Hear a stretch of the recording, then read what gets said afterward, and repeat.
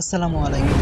আজকের ভিডিওতে আমি আপনাদেরকে দেখাবো সিমে টাকা বললে আস্তে আস্তে সব টাকা শেষ হয়ে যায় এবং অকারণে সিম থেকে টাকা কেটে নেয়। এই সমস্যাগুলো কিভাবে সমাধান করবেন? মূলত টাকা কেটে নেয় আপনার সিমের বিভিন্ন সার্ভিস চালু থাকার কারণে। ফলে আপনার সিমে রিচার্জ করলে আস্তে আস্তে টাকা ফুরিয়ে যায়, যার কারণে আপনার সিমে কোনো টাকা থাকে না। তো এই সার্ভিসগুলো অফ করার জন্য কিছু কোড আছে, যেগুলো আপনার সিমে ডায়াল করলে টাকা কেটে নেওয়ার যত সার্ভিস আছে সবগুলো বন্ধ হয়ে যাবে। তো এক এক সিমের জন্য বিভিন্ন কোড আছে, যেগুলো আপনারা অনেকেই জানেন না। তো আজকের এই ভিডিওতে এই কোডগুলো বলে দিব, আপনারা আপনাদের সিম অনুযায়ী অ্যাপ্লাই করে নেবেন। তো চলুন আজকের এই ভিডিওটি শুরু করা যাক। এজন্য যারা বাংলালিংক সিম ইউজ করেন তারা ডায়াল করবেন *121*7*1*2*1# এবং যারা গ্রামীণ সিম ইউজ করেন তারা ডায়াল করবেন *121*6*1#।